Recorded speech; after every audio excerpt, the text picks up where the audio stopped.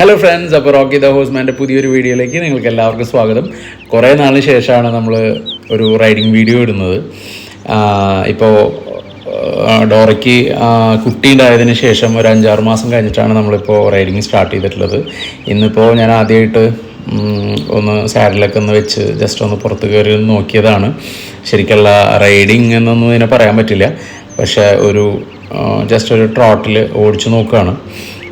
അവിടെ കൂടിൻ്റെ അവിടെ നിങ്ങൾക്ക് നോക്കിയാൽ കാണാം, ലക്കി സ്റ്റാർ അമ്മയുടെ അടുത്ത് നിന്ന് ഇങ്ങനെ നിൽക്കണ കാരണം ആൾ ഭയങ്കര ബഹളവും ഓട്ടവും ചാട്ടമൊക്കെയാണ് അതിൻ്റെ ഉള്ളിൽ നടന്നുകൊണ്ടിരിക്കുന്നത്. പക്ഷേ കുറേശ്ശെ നമ്മളത് ചെയ്ത് പ്രാക്ടീസ് ചെയ്യിപ്പിച്ചെടുക്കണം.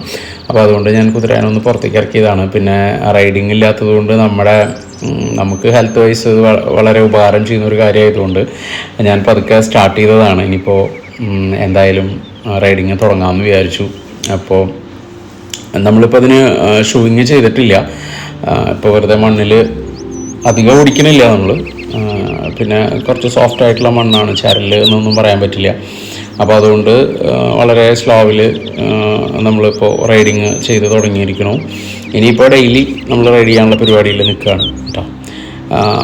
ലക്കി സ്റ്റാർ ഇപ്പോൾ നമുക്ക് നല്ലൊരു കൂൾ ക്യാരക്ടറായിട്ടുണ്ട്. നമ്മുടെ കൺട്രോളിലൊക്കെ നന്നായിട്ട് വന്നു തുടങ്ങിയിട്ടുണ്ട്. നമ്മൾ വിളിച്ചാൽ വരാനും അടുത്ത് നിൽക്കാനും, അതുപോലെ തന്നെ ഭയങ്കര ഒരു സോഫ്റ്റ് ക്യാരക്ടറുള്ള ഒരു കുതിരക്കുട്ടിയായിട്ട് വന്നിട്ടുണ്ട്. അപ്പോൾ നമുക്കതൊക്കെ ഭയങ്കര സന്തോഷമുള്ള കാര്യമാണ്.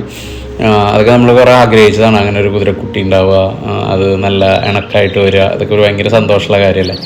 അപ്പോൾ നമ്മുടെ ഡോറയുടെ വാലും അതുപോലെ കഴുത്തിലെ ഹെയറൊക്കെ